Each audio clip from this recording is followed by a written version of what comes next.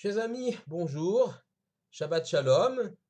Nous allons nous pencher aujourd'hui sur la Sidra de Vaïgash, Sidra, l'avant-dernière Sidra du livre de Bereshit, Sidra qui poursuit le récit de Yosef. Je rappelle que dans la Sidra de Miketz, nous avons laissé la confrontation entre Yosef, le vice-roi d'Égypte, qui veut emprisonner Binyamin, accusé faussement d'avoir volé la coupe du vice-roi, et Yehuda, prêt à défendre son petit frère. Le stratagème mis en place par Yosef pour voir si les frères effectivement étaient revenus à de meilleurs sentiments fraternels, eux qui l'avaient vendu 30 ans auparavant, sont-ils prêts à sauver Binyamin de cette accusation injuste, le sauver de l'esclavage et de le ramener à leur père, quitte à employer le combat, la violence, ou laisseront-ils Binyamin, l'abandonneront-ils à son triste sort? L'attitude de Yehuda, Vaïgash Elav Yehuda, Yehuda très menaçant, s'approche de Yosef, va finir de convaincre Yosef que ses frères sont bien sûr revenus à de meilleurs sentiments, ils ont fait tchouva, et Yosef se révèle. Nous avons un magnifique happy end, si je puis m'exprimer ainsi. Yosef et ses frères se retrouvent dans la joie et dans l'émotion. Puis on va chercher Yaakov, le père, qui revient, donc ramène toute sa famille. C'est le début de la descente des 70 Hébreux, des 70 membres de la famille de Yaakov, qui vont former le noyau dur, si on peut dire, du futur peuple d'Israël, qui restera en Égypte 210 ans, avec un siècle d'esclavage et la libération par Moshe, mais ceci est une autre histoire. Je voudrais revenir sur un point très fort, très émouvant, de la rencontre de Yosef, le vice-roi d'Égypte, avec son père Yaakov, qu'il n'a pas vu depuis une trentaine d'années. Le verset s'exprime ainsi, et je le lis, Vayesor Yosef Merkavto, Yosef a attelé son char, Vaya Likrat Israël, est allé à la rencontre de Israël, Israël étant le surnom de Yaakov, son père, et Aviv, son père, Goshna, dans la province de Goshen. Vayera Elav, Vaipol al Tzavarav, Vayefk al Tzavarav Od. Et donc il lui est apparu, il est tombé à son cou, donc Yosef tombe au cou de son père, et il pleure sur son cou encore. Ainsi s'exprime le verset. Yosef est pris par l'émotion de voir son père, c'est peut-être un des plus beaux jours de sa vie, un jour extraordinaire, il retrouve son père bien-aimé, et bien humainement, il se met à pleurer. Et pose la question, Rachi pose la question, mais je ne comprends pas, il pleure, mais le verset à aucun moment nous dit que Yaakov, le père, pleure. Est-il dénué d'émotion? N'est-il pas pris par cette émotion? Pourquoi ne pleure-t-il pas? Rachi explique. Aval Yaakov lo nafal atzavare Yosef velo nashko. Yaakov n'est pas tombé au cou de Yosef et ne l'a pas embrassé. Ve'amru raboteinu, et nos maîtres nous disent, she'aya koreh et Shema. Il était en train de lire le Shema Israël. C'est un peu curieux, car pourquoi à ce moment-là juste lire le Kriyat Shema? Est-ce que c'était vraiment l'heure du Kriyat Shema? Il n'y avait plus le temps de le faire. Ne pouvait pas-il faire le Kriyat Shema avant? De quoi s'agit-il? Et puis si c'est vraiment l'heure du Kriyat Shema et puis il n'y a plus le temps de le faire, pourquoi Yosef ne le fait pas? Enfin, on ne comprend pas trop cette réponse de Rachid. Pourquoi Yaakov ne pleure pas, ne laisse pas exprimer son émotion et récite le Kriyat Shema à ce moment-là? Une première réponse nous est apportée par le Maharal de Prague. Le Maharal de Prague nous explique Zo darkam shel tzadikim. Voici, c'est ainsi que agissent les tzadikim. On parle bien sûr de Yaakov, Vesha chez Mizdamen lahem maase kesheleu. Lorsque ils sont confrontés à un événement quel qu'il soit, et que cet événement d'Oresh, il nécessite de l'amour, il nécessite une grande émotion, s'élève, il ressent ainsi une grande émotion, l'émotion de voir son fils. Voilà Yaakov qui voit son fils, qui ne l'a pas vu depuis 30 ans. Eh bien, au lieu de se laisser aller à cette montée d'émotion bien légitime et bien humaine, que va faire le tzaddik, que va faire Yaakov? Eh bien, il va se dominer, il va prendre l'ascendant sur ses émotions et transformer cet amour extraordinaire qu'il a pour son fils qu'il retrouve en une Ahavat Hashem, en un amour de Dieu. Ça, évidemment, seuls les tzadikim sont capables de faire une telle chose.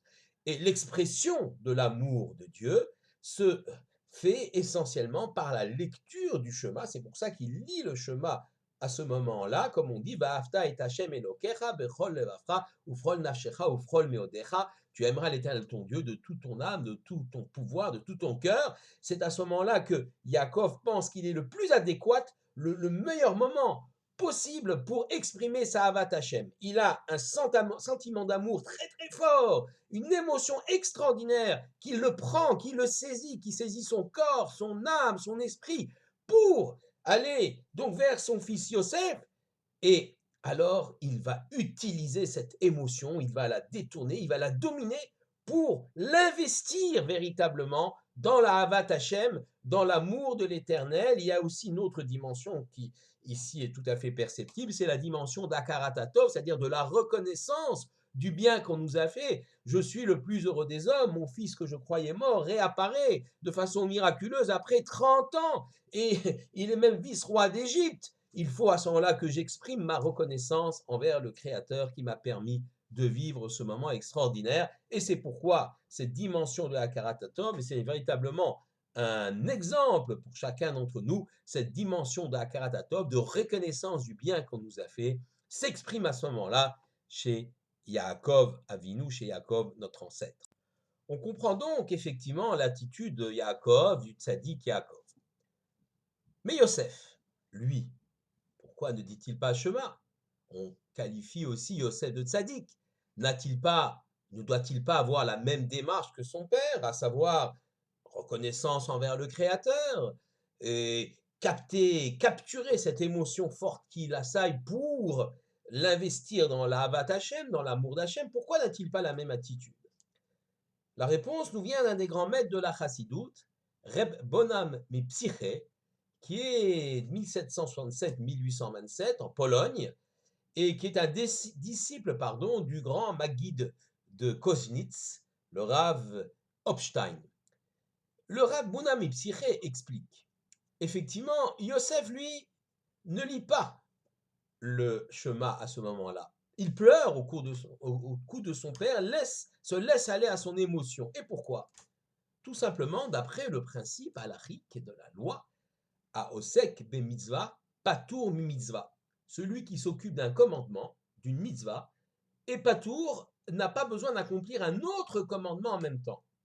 Yosef est en train d'accomplir l'immense mitzvah de Kibbud Avahem, d'honorer son père et sa mère, en l'occurrence ici son père, et cette mitzvah-là, il est en train de l'accomplir justement en pleurant au cou de son père, en montrant son amour, en lui donnant, en lui offrant à son père toute cette émotion forte et en pleurant à son cou. Et donc, il n'a donc pas, à ce moment-là, besoin de lire le Kriyat Shema, il est patour, il est donc dispensé de la lecture du Shema, selon le principe que celui qui accomplit une mitzvah, eh bien, il ne peut pas en accomplir une deuxième en même temps, il est patour, il est donc excusé, il est donc dispensé de la mitzvah de lire le Shema, et on comprend donc l'attitude de Yosef. Yaakov, lui, évidemment, n'a pas de mitzvah à accomplir, il n'y a pas de mitzvah vis-à-vis de son fils, il n'y a pas d'honneur à donner à son fils, même s'il est le vice-roi d'Égypte, donc lui doit dire le Shema, et Yosef, lui, est pris par la mitzvah de respect de son père. Une autre explication, toujours dans le monde de la Chassidoute, un peu plus tardive, c'est celle du fameux Sfat Emet. Alors le Sfat Emet, c'est un géant, c'est un monument de la Chassidoute. Rabbi Yehuda Ariel Leib Alter, un des grands Rebbe de la dynastie de Gour, Gora Kalvaria aujourd'hui en Pologne, 1847-1905, qui a écrit un commentaire sur toute la Torah, également sur le Talmud. Alors le Sfat Emet, lui, il dit une chose assez curieuse. Pour le Sfat Emet, peut-être que Yosef est quand même en train de dire le Shema. Il pleure, mais peut-être qu'il dit aussi le Shema en même temps. Comment cela? Comment est-ce possible une chose pareille? Alors il explique que, regardez, Yaakov est un homme qui est déjà dans le domaine de la spiritualité. Et donc, il veut se consacrer uniquement à cet Ahavat Hashem, cet amour d'Hachem à ce moment aussi sublime de sa rencontre avec son fils. Et donc il dit le Kriyat Shema. Le Shema, il se concentre totalement à 100% dans cet amour de l'Éternel en prononçant le Kriyat Shema, la lecture du Shema Israël, cette grande mitzvah que nous avons tous, et il ne fait rien d'autre à ce moment-là. Mais Yosef a cette qualité particulière, Yosef Hatzadik, Yosef le juste, c'est qu'il est capable, et il l'a démontré durant toute sa vie, d'être lié à l'Éternel, à Dieu, même lorsqu'il s'occupe de choses éminemment terrestres. Ça, c'est la force de Yosef.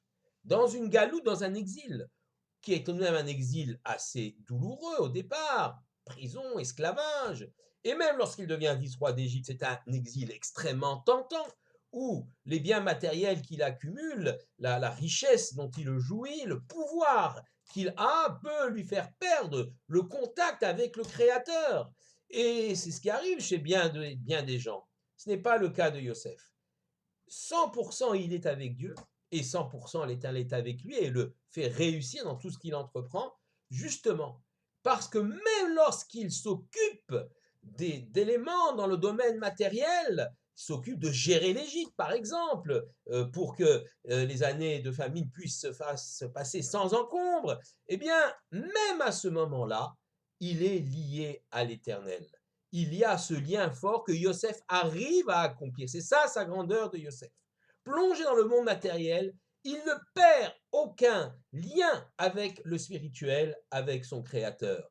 Et donc, dit le Sfat Emet, finalement, au moment où Yosef se laisse aller à un sentiment extrêmement humain, extrêmement terrestre, il pleure d'émotion en retrouvant son père, l'embrasse, l'enlace, il ne perd pas le lien avec l'Éternel. Il peut être capable, l'a-t-il fait vraiment, le texte ne nous le dit pas, mais il peut être capable de dire le Kriyat Shema. Il ne quitte pas ce lien avec l'Éternel et il peut en même temps aussi investir son amour envers le Tout-Puissant, envers le Créateur. Et c'est pourquoi, effectivement, Yosef pleure et se laisse aller à son émotion. C'est ça sa force et c'est ça sa qualité. Dernier élément que je voudrais préciser dans toujours cet élément-là, le Maharal de Prague ajoute d'ailleurs, petite parenthèse, le Maharal de Prague ajoute que nous savons que lorsque quelqu'un lit le Kriyat Shema, la lecture du Shema, il peut s'interrompre, mipené à ira, à cause de la crainte de qui? De personnage important, ici la crainte de son père, donc là aussi, donc Yosef peut s'interrompre par rapport à la lecture du Shema. Mais je voudrais ramener ici un commentaire du rabbi de Shtorkov qui explique que la lecture du Kriyat Shema par Yaakov est une mesure préventive par rapport à ce qui va se passer par la suite. En effet, d'après ce commentateur, Yaakov, lorsqu'il voit Yosef, a bien sûr un amour débordant, il a envie de se laisser aller à son émotion et d'embrasser son fils, mais il a une petite réticence, ou plutôt une grande réticence. Yosef est-il resté fidèle à la Torah? Il ne le sait pas. Ne s'est-il pas laissé influencer par l'idéologie égyptienne? Lui qui est habillé, qui est les apparats d'un Égyptien, il est habillé comme un vice-roi d'Égypte. Et donc, pour défendre Yosef, mais aussi toute sa famille, qui va mettre le pied dans un endroit d'impureté, de Touma, où l'influence de la première puissance mondiale de l'époque se fait lourdement ressentir, alors Yaakov marque le territoire, si je peux m'exprimer ainsi, il lève un bouclier en lisant le Shema, il essaye d'assurer la fidélité à lui et à toute sa famille, il en appelle au lien fort avec le Créateur pour assurer la protection à lui et à toute sa famille. C'est d'ailleurs la même idée que l'on retrouve lorsque Yaakov envoie Yehuda, et le verset dit Shalach et Yehuda, Shalach lefanav lehorot, letaken lo. Alors Rachid dit, il envoie Yehuda donc devant lui pour explorer le province de Goshen. Sera-t-il adéquat pour accueillir les Hébreux? Rachid dit, les Taken lo Beit Talmud. En fait, il a envoyé Yehuda là-bas pour pouvoir déjà créer, avant que toute la famine arrive, un lieu d'étude, un Beth Midrash, un lieu d'étude où la famille pourra se retrouver. Pourquoi cela? Là encore, Yaakov veut dresser un bouclier entre sa famille qui va s'installer en Égypte et la culture égyptienne qui risque d'engloutir tout le monde, de phagocyter le peuple d'Israël naissant. C'est là la vision de Yaakov et c'est une vision extrêmement forte qui peut être pour nous une leçon pour l'avenir, mais c'est à votre siman labanim, ce que les enfants, les pères font, c'est un signe pour les enfants, bien évidemment. Lorsqu'on a la mitzvah de Kriyat Shema, matin et soir, il faut lire le matin et le soir le Shema Israël. Lorsqu'on nous demande d'étudier la Torah, c'est pour la mitzvah, c'est sûr. D'abord pour la mitzvah, mais aussi parce que cela constitue des boucliers extrêmement forts qui nous empêchent de nous diluer parmi les nations et qui nous permettent de vivre notre judaïsme, notre judaïté et de préserver l'identité d'Israël. Shabbat Shalom à tous.